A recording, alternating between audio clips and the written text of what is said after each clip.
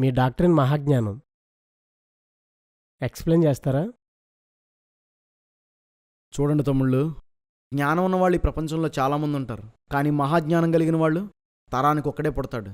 ఈ తరంలో ప్రపంచానికి మహాజ్ఞానం కలిగిన ఒకే ఒక్కడిని నేనే. నా పేరే సింహం బాబు. ప్రపంచంలో ఎవడిని నా ముందు తల ఎత్తనివ్వను. ప్రపంచంలో ఎవడి ముందు తల దించను.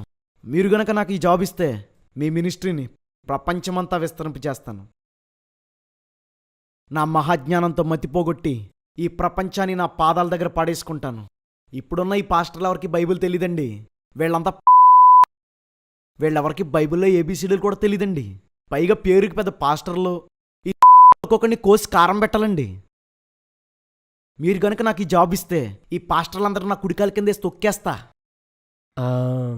బ్రదర్, నేను మహాజ్ఞానం కోసం అడిగాను. యా, అక్కడికే వస్తున్నాను. నాకు ఊహ తెలిసిన దగ్గర నుండి బైబిల్ని స్టడీ చేసి తపస్సు చేసి ప్రపంచంలో ఎవరికి తెలియని మర్మాలు కనుగొన్నానండి. నాకు తప్ప బైబిల్ ఎవరికి అర్థం కాలేదని నాకు అప్పుడే తెలిసింది. నా మహాజ్ఞాన సంగతుల్లో మర్చిపోకటి వదలమంటారా? బైబిల్లో భూమి గుండ్రంగా ఉందని రాయబడింది తెలుసా? భూమి శూన్యంలో వేలాడుతుందని బైబిల్లో రాయబడింది తెలుసా? డైనోసార్ల గురించి బైబిల్లో రాయబడింది తెలుసా? అసలు ఈ సైంటిస్టులందరినీ తోలు తీసేయాలండి. బైబిల్లో విషయాల్ని కాపీ కొట్టిన బ్రదర్, ఇవన్నీ మీరే మొదట బైబిల్లో కనుగొన్నాను అంటున్నారు, అంతేనా? No doubt. ఈ ప్రపంచానికి నేనే మేధావిని. నా పేరే సింహం బాబు.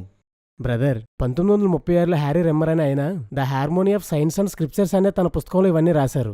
ఆయనకే కాదు, వరల్డ్ వైడ్గా చాలా మందికి చాలా సంవత్సరాల క్రితమే దేవుడు ఈ విషయాలను బయలుపరిచాడు. సైన్స్ లేదా శాస్త్రవేత్తలను బైబిల్ దొంగలనడం తప్పు బ్రదర్. భక్తులు విషయాన్ని ప్రార్థన చేసి తెలుసుకున్నారు. అదే విషయాన్ని శాస్త్రవేత్తలు పరిశోధన చేసి కనుక్కున్నారు. బైబిల్లో ఉన్న శాస్త్ర సంబంధమైన విషయాలు నిజమైన అన్ని జనులు నమ్మడానికి సైన్స్ పరోక్షంగా తోడ్పడుతుంది. భూమి గుండ్రంగా ఉందని శాస్త్రవేత్తలు నిరూపించకపోతే మీరు చెప్పే బైబిల్ వచనాన్ని చూసి అన్ని జనులు ఆశ్చర్యపోతారా? ఆలోచించండి. సైన్స్ నిరూపించే ప్రతి అంశం అన్ని జనులకు బైబిల్ మీద గౌరవం పెంచుతుంది.